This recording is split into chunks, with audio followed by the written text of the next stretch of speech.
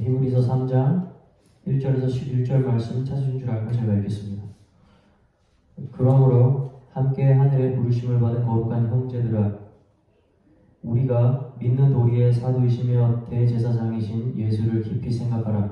그는 자기를 세우신 이에게 신실하기를 모세가 하나님의 온 집에서 한 것과 같이 하셨으니, 그는 모세보다 더욱 영광을 받을 만한 것이 마치 집 지은 자가 그 집보다 더욱 존귀함 같으니라. 집마다 지은이가 있으니 만물을 지으신 이는 하나님이시라. 또한 모세는 장래에 말할 것을 증언하기 위하여 하나님의 온 집에서 종으로서 신실하였고, 그리스도는 하나님의 집을 맡은 아들로서 그와 같이 하셨으니, 우리가 소망의 확신과 자랑을 끝까지 굳게 잡고 있으면 우리는 그의 집이라. 그러므로 성령이 이르신 바와 같이 오늘 너희가 그의 음성을 듣거든 광야에서 시험하던 날에 거역하던 것 같이 너희 마음을 완고하게 하지 말라. 거기서 너희 열조가 나를 시험하여 증언하고 40년 동안 나의 행사를 보았느니라. 그러므로 내가 이 세대에 노하여 이르기를 그들이 항상 마음이 미혹되어 내 길을 알지 못하는도다 하였고, 내가 노하여 맹세한 바와 같이 그들은 내 안식에 들어오지 못하리라 하였느니라. 형제들아, 11절까지입니다. 저희는 지난주부터 히브리서 저자가 전한 믿음을 세우라는 충고에 대해서 우리가 세 가지 주제를 나눠서 보고 있습니다. 오늘은 두 번째 깊이 생각하라는 제목으로 여러분들과 그 말씀을 나누고자 합니다. 히브리서 저자가 지금 오늘 본문 말씀에서 두 단락으로 나오자면 첫 번째 단락에서 이 집이라는 것을 비유로 들면서 설명을 하고 있습니다. 그래서 이것으로서 얘기하고 싶은 것이 무엇이냐면 집에 있는 종이 있는데 이 종이 실제로 존재한다고 봤을 때 이것을 모세로 비유를 하죠. 종이 있다는 것이 무엇을 얘기하냐, 이걸 생각해 보라는 겁니다. 종이 있다는 것은 그 종이 섬기는 아들이 있다는 것이고, 그 아들이 있다는 것은 다시 말해 그 집의 주인이 있다는 겁니다. 아버지가 있다는 거죠. 그래서 이것을 먼저 생각해야 한다라고 얘기를 하고 있는 거예요. 이 히브리서 저자는 지금 유대인들에게 이런 말을 하고 싶은 겁니다. 너희가 그토록 중요하게 생각하는 율법, 그리고 그 율법을 정해준 모세, 유대인들에게 가장 1번은 모세거든요. 그렇게 너희들이 중요하게 생각하는 그 모세를 보는데 그 율법을 따르면서 너희는 지금 그 율법을 준 하나님에 대해서는 어떻게 생각하냐라는 것을 얘기를 하고 있는 겁니다. 더 나아가서 너희가 받은 그 율법, 하나님이 그렇다면 왜 줬느냐, 그 율법의 목적이 무엇이냐, 이것을 얘기하고 있는 겁니다. 모세는 종입니다. 모세는 하나님이 정해준 일을 하는 사람인 거예요. 그렇다면 더 중요한 것은 무엇입니까? 그 하나님의 뜻과 그것을 보내신 바로 하나님, 그 주인을 생각하는 것이 훨씬 더 중요한 일이라고 하는 걸 먼저 얘기해주고 있는 거예요. 우리는 특정한 생물체를 보면 지금까지 잘 발전시켜 놓은 어떠한 과학의 방식에 따라서 이것의 출처가 어디인지, 다시 말해 이것의 조상이 어디인지 알 수 있습니다. 그런 시대에 살고 있어요. 더 나아가서 과학은 실제로 얘네가 이전 세대와는 또 어떠한 면에서 진화되었는지까지도 설명해 줄 수가 있습니다.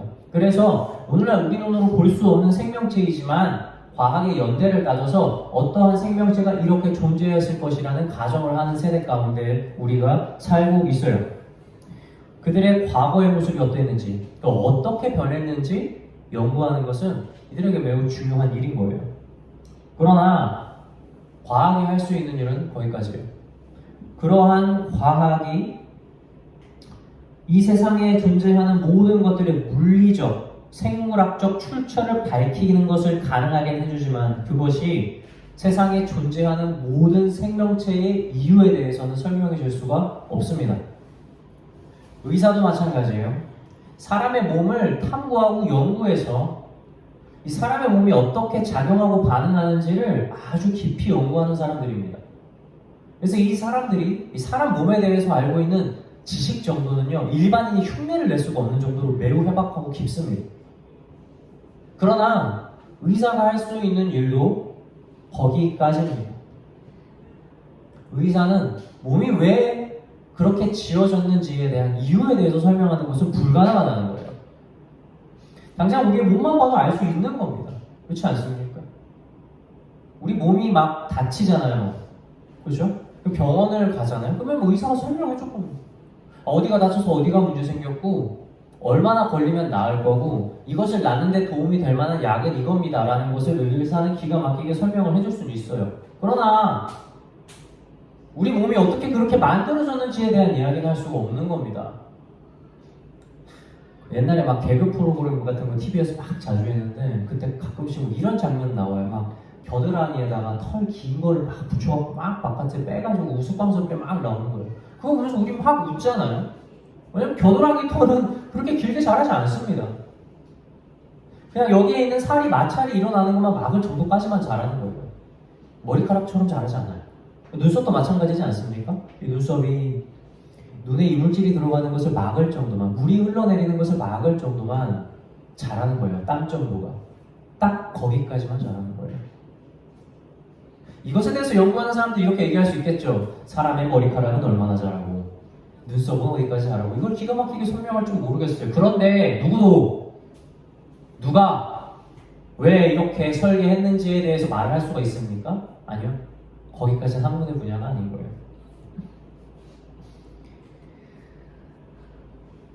세상에 존재하는 모든 것에는 이처럼 우리가 단순한 지식으로는 해결할 수 없는 창조의 섭리가 존재하고 있습니다.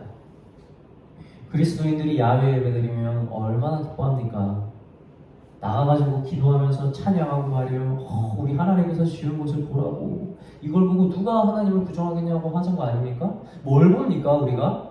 막 과학자들이 설명하는 과정을 생각을 합니까? 나무가 막 자라는 거 보면서 푸릇푸릇한 거 보고 그렇게 얘기합니까? 아니요, 그런 거 보지 않아요.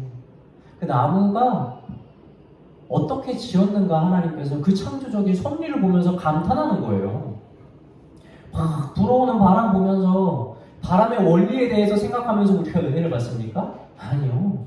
마치 그것이 하나님의 이김처럼 느껴지는 거예요. 알지 못하지만 그것을 지으신 분 생각하는 겁니다. 하늘에 떠다니는 높이 떠있는 구름을 보면 꼭 하나님의 발등상처럼 보이는 거예요. 그것이 존재하는 이유 분명히 있다는 거죠. 우리가 다 알지 못해요.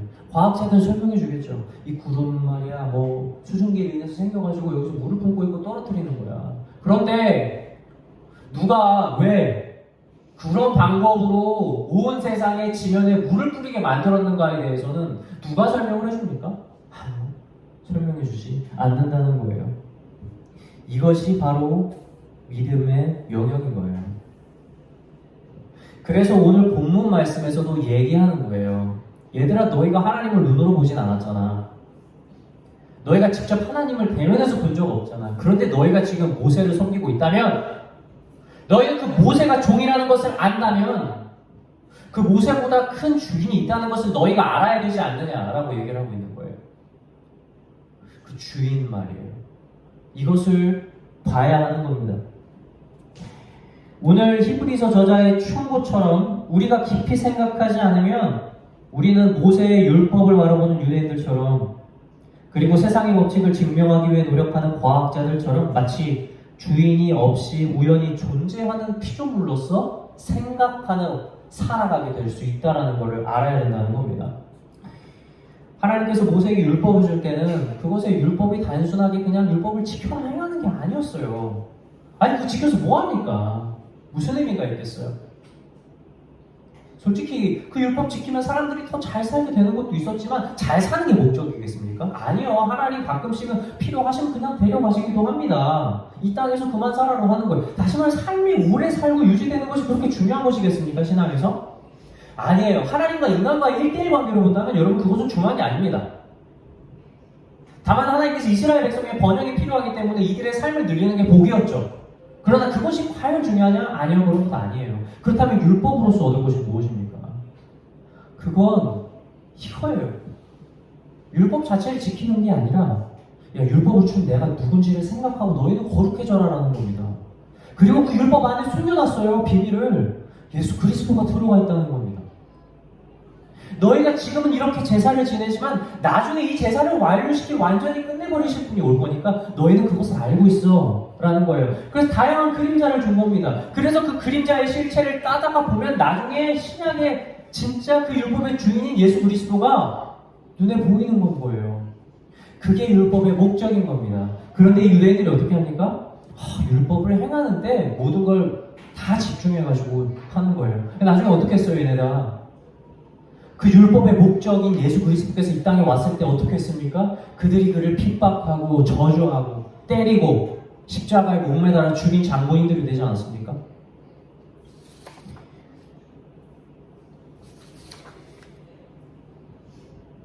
마태복음 21장에 예수님께서 포도원 비유를 듭니다. 어떠한 주인이 포도원을 크게 하는데 여기에 종들을 다 집어넣은 거예요. 근데 이제 포도원을 하다 보니까 이제 추수해야 될 때가 왔어요. 그래서 그 종이 멀리 타국에 떠나 있다 보니까 이제 추수할 것을 얻으려고 자신의 종을 이제 그곳에 보냅니다. 일하는 사람들을. 근데 일하는 사람들이 그 온 사람들을 때리고 죽이고 돌을 던져버려요. 그래서 주인이 얘네가 왜 날 무시하나? 내가 이거 주인인지를 알지 못하나? 그래서 훨씬 더 많은 종을 보내요. 야, 나 종 많아. 그리고 내가 주인이잖아. 라는 걸 알려주려고 했죠. 근데 이 사람들이 똑같이 합니다. 똑같이 이들을 핍박하고 죽여요. 그래서 이 주인이 고민하다가 얘네가 진짜 나를 모르네. 안 되겠다. 아무래도 내 아들을 보내야겠다 해가지고 자신의 아들을 직접 보냅니다. 그런데 이 어리석은 사람들이 아들인 것을 아는데도 얘를 죽이면 이게 다 내 거가 될 거라는 생각으로 그 아들을 죽여버리는 거예요. 그래서 예수님이 이렇게 물어봅니다. 그러면 포도원 주인이 올 때에 그 농부들을 어떻게 하겠느냐? 농부들이 눈에 보이는 건 왜 그 이면의 것을 생각하지 않은 거예요. 우리가 지금 이렇게 볼 때 매우 어리석지만 유대인들이 그랬고, 그리고 실제로 우리도 신앙생활을 할 때 우리가 당면한 것 외에 바라보지 못한다면 우리도 똑같아져요. 내 삶에 찾아오는 고난 있을 겁니다. 그거 앞을 보면 넘어야 되는 산이고 힘들지만 여러분 하늘 보잖아요? 그러면 그 산이 지어진 거라는 거예요. 그것을 깨달아야 합니다. 유대인들처럼 율법을 기억하는 데서 멈춰선 안 됩니다. 과학자들처럼 원인과 해결 방법 탐구하는 데서 멈춰선 안 됩니다. 그것을 지으신 하나님을 기억하면서 엎드리는 것, 그게 가장 먼저예요, 우리의 삶에서는. 내가 정말 삶에서 기뻐하는 복이 있습니까? 그리고 내가 진짜 싫어하는 저주 같은 고난이 있습니까? 너무 피하고 싶은 거? 여러분, 그 두 개를 지어서 여러분들에게 허락한 창조주가 동일하다는 겁니다. 그 이면에 있는 창조주를 깨달을 때에만 여러분, 우리가 주인을 알 수 있는 거예요. 그리고 그렇게 해야만 오늘 본문 말씀처럼 되는 겁니다. 오늘 6절 후렴 구절 읽을게요. 우리가 소망의 확신과 좌랑을 끝까지 굳게 잡고 있으면 우리는 그의 집이라. 처럼 첫째가 주인을 기억하고 깊이 생각하는 것입니다. 그래서 둘째는 무엇이냐면 실패를 기억하고 깊이 생각하는 것입니다. 첫 번째는 주인을 그렇게 하는 것이지만 둘째는 뭐예요? 바로 실패입니다. 히브리서 저자가 오늘 본문 말씀에서 뭐라고 합니까? 이스라엘 백성이 광야에서 마음을 완고하게 하는 것으로서 하나님을 거역했던 때를 기억해서 다시는 같은 실수 쳐지지 말라고 이야기를 하거든요. 한번 읽어볼까요? 7절에서 9절 말씀 읽을게요. 그러므로 성령이 이르신 바와 같이 오늘 너희가 그의 음성을 듣거든 광야에서 시험하던 날에 거역하던 것 같이 너희 마음을 완고하게 하지 말라.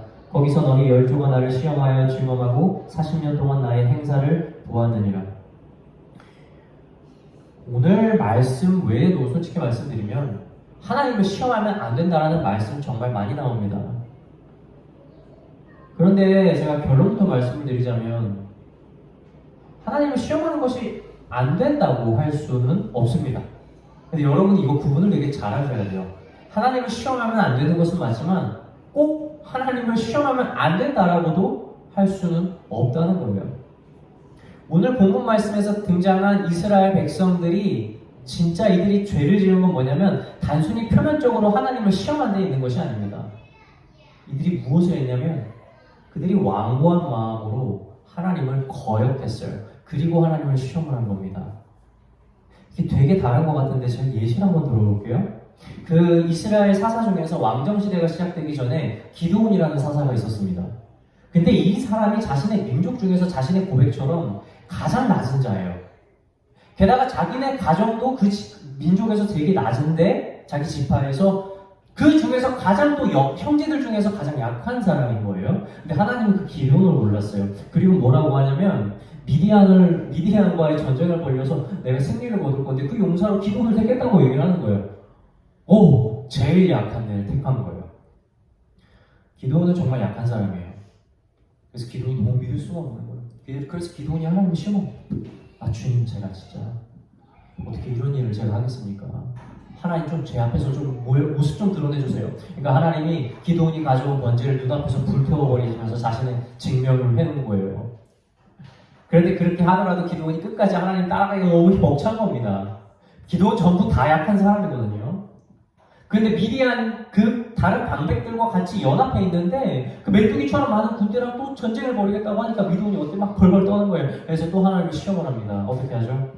그 털 솜을 가지고 시험을 하는 거예요. 하나님 제가 저기 들판에다가 털 솜을 던져 놓을 텐데 첫 번째는 일단은 그 솜은 다 졌는데 바닥은 좀 마르게 해주세요. 그럼 제가 당신의 뜻인 줄 알겠습니다 라고 하는 거예요. 여러분 이런 일도 일어날 수 없어요. 원래는 일어날 수 없죠. 자연 법칙을 어기는 거예요. 젖으면 같이 젖잖아요. 근데 다음날 기도는 일어났더니 바닥은 하나도 젖지 않고 말라있는데 솜은 다 젖어가지고 물이 엄청나게 많은 거예요. 아주 한 바구니가 나올 정도로 물이 짜지는 거예요. 기도니 그 상태에서도 순종은 안 해요. 하나님 한 번만 정말 죄송한데 한 번만 더요. 이번에 뭐라고 하냐면 반대로 합니다. 얼마나 시험을 그렇게 강하게 했는지 몰라요. 이번에 어떻게 해요? 내가 한 번 더 내가 거기 손 놓을 건데요. 이번에는 이거는 마르고 손은 마르고 바닥 들판은 다 젖게 해주세요 라고 얘기를 하는 거예요. 다음날 일어났더니 진짜 바닥은 다 젖는데 손은 완전히 뽀송뽀송한 상태가 되어 있는 거예요. 사랑하는 성도 여러분, 저 지금 하나님 시험하라고 여러분들 말씀드리는 건 아니에요. 그런데 자연 법칙을 어길 수 있는 유일한 분이 누굽니까? 자연을 지은 주인인 거예요. 기도문은 그걸 확인하고 싶었던 거예요. 모든 것의 주인 되신 우리 주님의 그 존재를 내가 깊이 체험하고 싶다라는 게 간절했던 거예요. 그래서 기도문이 어떻게 합니까? 용사도 데리고 가는 거예요. 그래서 저기 메뚜기처럼 수도 셀 수가 없어요. 그렇게 많은 민족들과 전쟁을 벌이기 위해서 자기 민족 가운데 군사들만 뽑습니다. 그래서 33,000명 다 뽑은 거예요, 기도원이. 주님, 제가 할 수 있어요. 33,000명이면 할 수 있습니다. 근데 나가려고 하니까 하나님 뭐라고 한 줄 알아요? 야야야야, 너무 많아. 얘네들 가지고 전쟁하면 니들 나중에 내 이름이 아니라 니들끼리 해냈다고 할 것 같아. 야, 수 좀 줄이자. 그래서 뭐 줄여보죠. 그래서 하나님 막 줄여요. 막 줄이니. 나중에 몇 명 남습니까? 33,000명 중에서 딱 300명 남습니다. 여러분 기도는 어떻게 했을까요? 그냥 가요. 갑니다. 기도는 물론 마음에 걱정 있고 근심 있고 정말 약한 사람 맞아요. 그런데 말씀 위시에서 가는 거예요. 그리고 역사에 기록될 만한 대승을 그 자리에서 거두게 되는 겁니다. 지금 기도원의 시험이 뭐가 죄게 되겠습니까? 하나님 기도원한테 죄라고 적었을 것 같으세요? 아니요. 기도원은 그 하나님 너무 보고 싶었던 거예요. 내가 하나님 일 하고 싶고 하나님 뜻 분별하고 싶고 하나님이 시키는 대로 하고 싶은데 그 마음에 용기가 필요한 거예요. 그래서 구하고 시험한 겁니다. 이것이 죄가 되겠습니까? 아니요, 그렇지 않아요. 그런데 이스라엘 백성들은요, 여러분 진짜 다른 시험합니다. 이스라엘 백성들의 마음의 중심이 다른 데가 있다는 거 우리가 어떻게 할 수 있는 줄 아세요? 모세가 잠깐 이들이랑 떨어졌을 때 바로 나와요. 모세가 하나님한테 계명받으려고 시내 산에 올라갔을 때 몇 시를 그것도 못 참아요. 그래서 어떻게 합니까 사람들이? 아론에게 얘기하잖아요. 대제사장한테 막 금을 줘가지고 야 우리 이거는 신 어디 갔는지 모르니까 빨리 만들어서 우리가 걔를 섬기게 해라라고 얘기를 하는 거예요. 어떻게 그럽니까 정말? 네? 어떻게 인도에는 걸만한 많은 기적을 했는데 어떻게 그러냐고요. 그런데 마음이 완악하면 그런 거예요. 하나님 안 따르는 거예요. 아무리 눈에 보이는 게 명백해도 있잖아요. 여러분 사람 마음이 악해지잖아요. 하나님 떠나는 거 한순간입니다. 여러분 그거 하셔야 돼요. 믿음으로 교만하지 마세요. 우리도 그렇게 될 수 있어요. 이 사람들이 막 금을 모아가지고 불에다 던지니까 세상에 뭐가 나옵니까? 금송아지가 나왔어요. 여러분 금송아지 나온 게 되게 대단해 보이죠? 여러분 솔직히 말씀드릴까요? 그냥 뭐 나왔는데 금송아지처럼 보인 거예요. 별거 아닌 거 나왔을 거예요. 근데 이 사람들 마음이 무엇입니까? 하나님 말고 다른 거 섬기고 싶은 마음이 굴뚝 같으니까 그게 송아지로 보인 거죠. 아니 이 사람들이 만약에 넣었는데 달이 4개가 안 나왔다고 해봅시다. 그러면 뭐라고 섬겼겠어요? 이 뱀이 나왔다고 뱀을 섬기지 않았겠습니까? 만약에 이 사람들이 넣었더니 좌우 대칭되는 커다란 뭔가가 나왔다고 해보세요. 그럼 이 사람들 독수리 나왔다고 속였을 거라고요. 이미 이스라엘 사람들의 마음 안에는 하나님이 없는 겁니다. 떠나고 싶으니까 하나님을 시험하는 거예요. 얼마나 다릅니까? 하나님 떠나고 싶어서 하나님 시험하는 자들. 여러분 이 중심을 하나님 정말 미워하신다는 거예요. 그래서 이스라엘 백성들이 그렇게 훈련이 필요하고 그렇게 40년간 하나님이 황해에서 빽빽을 돌릴 거예요. 이 사람들의 마음에는 이미 하나님을 떠나서 모세가 잠깐이라도 그들을 떠나면 언제든지 하나님 버리고 갈 준비가 된 사람들이었던 거예요.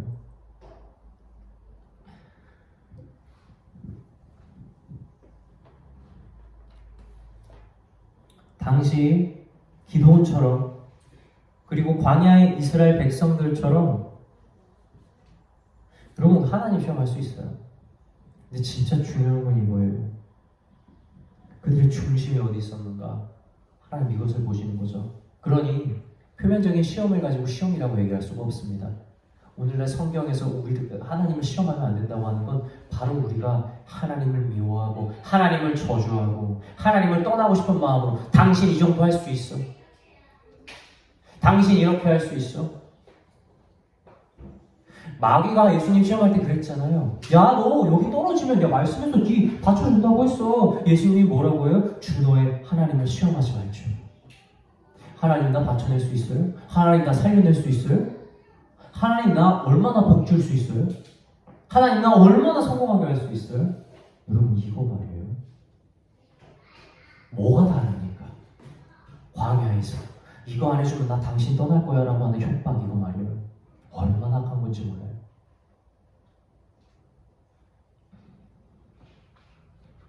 구약에서 그 당시에 하나님을 시험해 본다는 거 여러분 그들 나름의 신앙생활이었습니다. 그것으로 일어서기도 했고 그것으로 넘어지기도 했어요. 그렇다면 오늘날 우리의 신앙생활 역시 표면적으로 보이는 그 신앙생활 자체가 아니라 여러분 우리의 중심이 얼마나 중요한지를 여러분은 고민해 보셔야 된다는 거예요. 오늘 8절부터 10절 한번 읽어보겠습니다.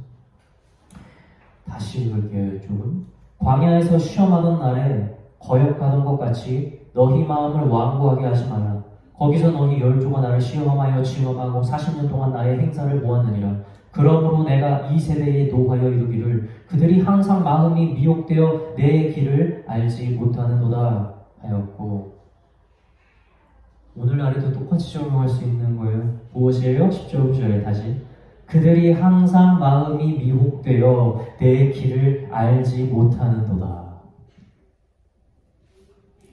이스라엘 백성들이 길을 몰랐습니까? 이스라엘 백성들이 하나님께서 인도하시는 대로 그대로 갔어요. 그런데 그들은 길을 잃은 자들이에요. 하나님은 무엇이 없습니까? 중심이 없는 거예요. 사랑하는 성도 여러분, 우리 마음의 중심에 무엇이 있습니까? 그것이 오늘 내가 지금 이 교회에 있다는 사실보다 더 중요합니다. 이스라엘 백성들에게 모세가 사라졌을 때 이스라엘 백성들은 단단히 하나님을 버릴 준비를 하고 있었다는 것을 그들의 삶으로 드러냈어요. 여러분, 오늘날 만약에 내 삶에서 없어졌을 때 내가 하나님을 버릴 만한 것이 있지 않은가? 여러분 찾아보셔야 돼요. 만약 그렇다면 여러분 우리 신앙 아무 쓸데없어요. 신앙생활 중심 없이 무슨 예배입니까? 중심 없이 무슨 기도예요? 다 필요 없습니다. 하나님 볼모로 잡고 신앙생활 우리 하고 있지 않은지 여러분 돌아봐야 할 것입니다. 오늘 본문 말씀은 표면적으로 보면 단순히 그냥 마음을 완고하게 하지 마라, 너희들 다시 죄를 짓지 말라 하는 것처럼 보이지만 사실 우리가 이 말씀으로 기쁜 것은 무엇이냐면 한때 이렇게 하나님을 버리고 완고했던 이스라엘 백성, 그리고 우리를 하나님께서 다시 용서해 주시고 그 자비하심으로 품어줬던 역사가 있다는 거예요. 그래서 우리가 기억해야 되는 건, 우리가 마음속으로 깊이 생각해 봐야 되는 건 바로 이건 겁니다. 우리가 과거에 했었던 실패. 그런데 그건 그냥 실패가 아닌 거예요. 이스라엘 백성들처럼 한때 마음이 완고해서 내가 우리 주님을 떠났지만 우리 주님이 다시 오늘날까지 나를 어떻게 잡아주고 인도해야 되는가. 비록 이스라엘 백성들이 완고한 마음으로 언제든 하나님을 떠날 준비를 하고 있었지만 우리 하나님은 40년간 그들을 어떻게 데리고 있었는가. 그 시선으로 보면 여러분 40년은 고난이 아니에요. 40년은 하나님의 사랑의 시간인 겁니다.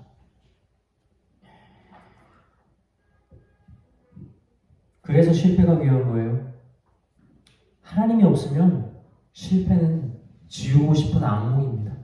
막 생각할 때마다 다시금 나를 정말 옥죄게 하고 숨막히게 하고 막 스트레스 받게 하는 거예요. 그런데 하나님이 있잖아요.